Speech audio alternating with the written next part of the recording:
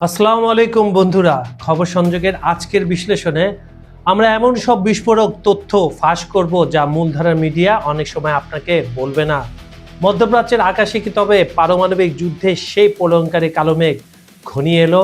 একদিকে মার্কিন president Donald ট্রাম্পের সরাসরি সামরিক হামলার চরম আলটিমেটাম, আর অন্যদিকে দেয়ালে পিঠ থেকে যাওয়া ইরানের নমনীয় হওয়ার নাটকীয় প্রতিশ্রুতি।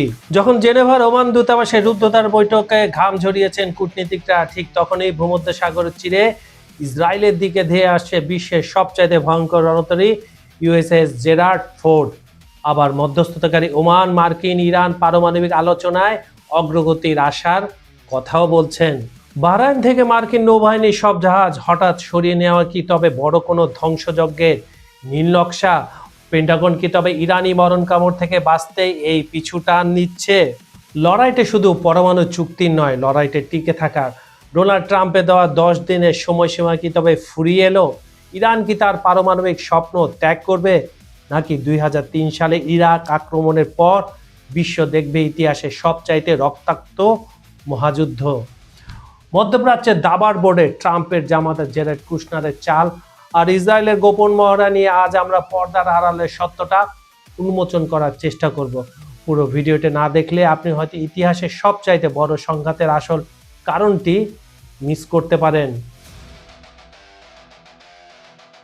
জেনেভায় ইরান ও যুক্তরাষ্ট্রের মধ্যে চলমান পরোক্ষ পারমাণবিক আলোচনায় মধ্যস্থকারী দেশ ওমান ইতিবাচক অগ্রগতির ইঙ্গিত দিয়েছে। ওমানের পররাষ্ট্রমন্ত্রী সাইদ বদর আল বুসাইদি সামাজিক যোগাযোগ মাধ্যমে জানিয়েছেন, দুই পক্ষই অত্যন্ত সৃজনশীল ও গঠনমূলক ধারণা বিনিময় করেছে। বৃহস্পতিবার সকালে তৃতীয় দফার বৈঠক শেষে সাময়িক বিরতি নেওয়া হয় এবং এরপর আবার আলোচনা শুরু হয়। ওমান আশা করছে দীর্ঘদিনের এই অচলাবস্থা নিরসনে এই বৈঠকগুলো একটি কার্যকর ভিত্তি তৈরি করবে। ওমানি কূটনীতিকদের তৎপরতা দুই চিরপ্রতিদ্বন্দ্বী দেশের মধ্যে সেতুবন্ধন হিসাবে কাজ করছে, যা আঞ্চলিক স্থিতিশীলতার জন্য অত্যন্ত গুরুত্বপূর্ণ। তবে আলোচনা টেবিলে ইতিবাচক আবহাওয়া থাকলেও বড় ধরনের বাধা হিসেবে দেখা দিয়েছে তেহরানের ব্যালিস্টিক ক্ষেপণাস্ত্র কর্মসূচি। ওয়াশিংটন স্পষ্টভাবে জানিয়েছে যে পরমাণু চুক্তির পাশাপাশি ইরানের ক্ষেপণাস্ত্র সক্ষমতা নিয়ন্ত্রণ করা তাদের অন্যতম প্রধান লক্ষ্য। যুক্তরাষ্ট্রের এই অনড় অবস্থান আলোচনার গতিকে ধীর করে দিচ্ছে।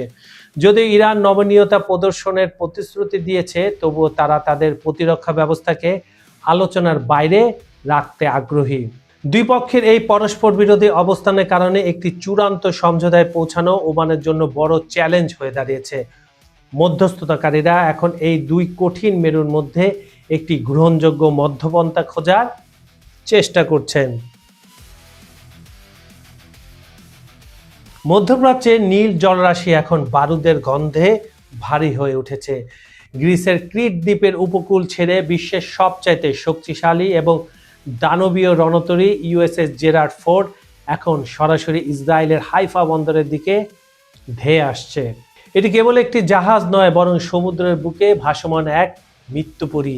এর সাথে যুক্ত হয়েছে 12টি ঘাতক F-22 স্টিলের যুদ্ধবিমান, যা রাডারকে ফাঁকি দিয়ে কয়েক সেকেন্ডে তেহরানের আকাশ সীমায় পৌঁছে যেতে সক্ষম। এভাবে ভাবা হচ্ছে আমেরিকার এই রণসজ্জা পরিষ্কার বুঝিয়ে দিচ্ছে হোয়াইট হাউস এবার আর কেবল মুখে শাসানি দিচ্ছে না, বরং ট্রিগারে আঙুল রেখে চূড়ান্ত নির্দেশের অপেক্ষায় আছে। সবচাইতে চাঞ্চল্যকর খবর হলো বাহরাইনের মার্কিন ঘাঁটি। পেন্টাগন তড়িঘড়ি করে তাদের পঞ্চম নৌবহরের সব জাহাজ সেখান থেকে সরিয়ে নিয়েছে। কেন এই হাহাকার? কারণ ডোনাল্ড ট্রাম্প প্রশাসন নিশ্চিত যে একবার যদি আমেরিকার মিসাইল ইরানের মাটিতে আঘাত হানে, তবে খামেনির বাহিনী পাল্টা মরণ কামড় দিতে কোনো দ্বিধা করবে না। বাহরাইনের ঘাঁটিতে থাকা মার্কিন সেনারা তখন ইরানের সহজ লক্ষ্যবস্তু হয়ে উঠতে পারে। এই পলায়ন বা অবস্থান পরিবর্তন আসলে কোনো পিছুটান নয়, বরং এক মহাপলয়ঙ্কারী ঝড়ের আগে সাগরের শান্ত রূপ, যেখানে ইরানকে গুড়িয়ে দেওয়ার ছক আঁকা হচ্ছে অত্যন্ত গোপনে। কিন্তু ইরানও বসে নেই, তারা চীন এবং রাশিয়ার কৌশলে ঠিক জায়গায় ঠিক ক্ষেপণাস্ত্রটি বসিয়ে রেখেছে। সময়টা এখন বালুর ঘড়ির মতো দ্রুত ফুরিয়ে আসছে। ইসরায়েলি গোয়েন্দাদের গোপন রিপোর্ট বলছে আমেরিকা এখন এমন এক পয়েন্টে অফ নো রিটার্নে পৌঁছে গেছে যেখান থেকে ফিরে আসার আর কোনো পথ নেই। প্রেসিডেন্ট ডোনাল্ড ট্রাম্পের সেই হারহিম করা আলটিমেটাম 10 থেকে 15 দিনের মধ্যে চুক্তিতে না এলে ভয়াবহ কিছু ঘটবে, তার সময় এখন একদম শেষ প্রান্তে। ওদিকে জেনেভায় ওমানের মধ্যস্থতায় চলছে শেষ মুহূর্তের দর কষাকষি। হয় ইরানকে তাদের বছরের পর বছর ধরে তিল তিল করে গড়া পারমাণবিক স্বপ্ন বিসর্জন দিতে হবে, নতুবা মধ্যপ্রাচ্যের মানচিত্র চিরতরে বদলে দেওয়ার মতো এক বিধ্বংসী আগুনের মুখোমুখি হতে হবে। এই চরম উত্তেজনার মধ্যেই তেহরান থেকে আসছে কিছুটা নরম সুর। ইরানের পররাষ্ট্রমন্ত্রী আব্বাস আরাঘচি, যাকে বলা হয় বাজারের দর কষাকষিতে ওস্তাদ, তিনি এখন জেনেভায়।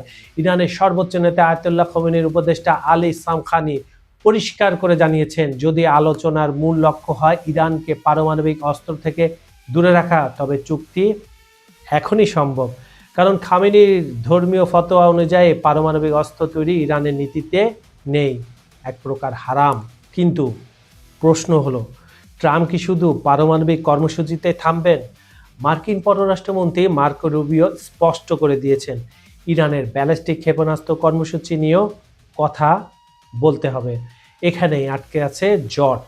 ইরান বলছে শুধু পারমাণবিক ইস্যু আর নিষেধাজ্ঞা প্রত্যাহার নিয়ে কথা হবে, কিন্তু ওয়াশিংটন চায় আরও বেশি কিছু। আর ওইদিকে ইসরায়েলের চাপ তো ওয়াশিংটনের উপরে রয়েছেই। এবারের আলোচনার দৃশ্যপট একেবারেই আলাদা। ট্রাম্প প্রশাসন কোনো পেশাদার কূটনীতিকের চেয়ে বেশি ভরসা করছেন পরিবারের উপর। সরাসরি আলোচনার টেবিলে হাজির ডোনাল্ড ট্রাম্পের প্রভাবশালী জামাতা জ্যারেড কুশনার, যিনি একজন সফল ব্যবসায়ী, এবং বিশেষ দূত স্টিভ উইটকফ, ইনিও কিন্তু ব্যবসায়িক পার্টনার ট্রাম্পের। ওমানের মাস্কটে নয়, বরং জেনেভার ওমানি দূতাবাসের এক সুরক্ষিত বন্ধ ঘরে চলছে এই রুদ্ধদ্বার বৈঠক। কুশনারের উপস্থিতি পরিষ্কার করে দেয় এটি কেবল সাধারণ কোনো বৈঠক নয়, বরং ট্রাম্পের পক্ষ থেকে সরাসরি একটি ডিল বা আলটিমেটাম। বিশ্লেষকদের মতে কুশনার এখানে এসেছেন ট্রাম্পের ব্যক্তিগত বার্তা নিয়ে, যেখানে কোনো রাগ ঢাক নেই, হয় ইরানের নমনীয়তা নয়তো চরম মূল্য।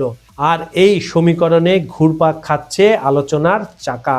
পেন্টাগন ইতিমধ্যে ইরানের ভূগর্ভস্থ পারমাণবিক স্থাপনাগুলো ধ্বংস করতে বাংকার বাস্টার মিসাইল প্রস্তুত রেখেছে। ইউএসএস এর জেরার্ড ফোর্ড থেকে যুদ্ধ বিমানগুলো ডানা মেলার অপেক্ষায়। যদি কুশনার ও আরাগাচির মধ্যে সমঝোতা সেরকম কোনো সমঝোতায় না আসে, তবে পরবর্তী কয়েক ঘন্টার মধ্যে ইরানি আকাশ সীমায় দেখা যেতে পারে শত শত মার্কিন ড্রোন ও মিসাইল। এই বৈঠকটি সম্ভবত মধ্যপ্রাচ্যের মানচিত্র বদলে দেওয়ার আগে শেষ কূটনৈতিক নিঃশ্বাস। শান্তি নাকি ধ্বংস, সবই এখন ঝুলে আছে জেনেভার সেই গোপন কক্ষের সিদ্ধান্তের উপর।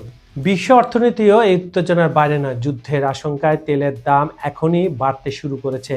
যদি হরমুজ প্রণালী বন্ধ হয়ে যায়, তবে বিশ্বজুড়ে জ্বালানি সংকট দেখা দিবে। তবে এখানে একটা টুইস্ট আছে। সৌদি আরব ইতিমধ্যে তাদের তেল উৎপাদন বাড়ানোর প্রস্তুতি নিয়েছে, যেন ইরানি সরবরাহ বন্ধ হলেও বাজার স্থিতিশীল থাকে। অর্থাৎ ইরানকে অর্থনৈতিকভাবে কোণঠাসা করার সব পথই চূড়ান্ত। ইরান এখন তার ইতিহাসের সবচেয়ে বড় সংকটে। একদিকে অর্থনৈতিক নিষেধাজ্ঞা আর আভ্যন্তরীণ বিক্ষোভ, অন্যদিকে দোরগোড়ায় মার্কিন যুদ্ধজাহাজ। আব্বাস আরাগাচি কি পারবেন তার কার্পেট ব্যবসায়ীর বুদ্ধিমত্তা দিয়ে বরফ গলাতে, নাকি ট্রাম্পের নির্দেশিত ভয়াবহ কিছু সত্যি হতে যাচ্ছে আগামী কয়েক ঘন্টার মধ্যে? আমরা কি এক নতুন বিশ্বযুদ্ধের দ্বার প্রান্তে? কমেন্টে জানান বন্ধুরা। আপনার কি মনে হয় ডোনাল্ড ট্রাম্প কি সত্যি ইরানে হামলা চালাবেন, নাকি ইরান শেষ মুহূর্তে সব শর্ত মেনে নেবে? আপনার মতামত কমেন্টে জানান। ভিডিওটি ভালো লাগলে শেয়ার করুন এবং পরবর্তী আপডেটের জন্য সাবস্ক্রাইব করে বেল আইকনটি চেপে রাখুন। খবর সংযোগের টপ নিউজের অনুষ্ঠানটি আপনার পৃথিবীর কোন প্রান্ত থেকে দেখছেন কমেন্টে জানান। আমরা আপনার মতামত শুনতে চাই। আজ এই পর্যন্তই। আমি কাজল হায়দার বিদায় নিচ্ছি। দেখা হবে পরের ভিডিওতে নতুন কোনো ইস্যু নিয়ে। থাকুন ভালো, থাকুন নিরাপদ। আল্লাহ হাফেজ।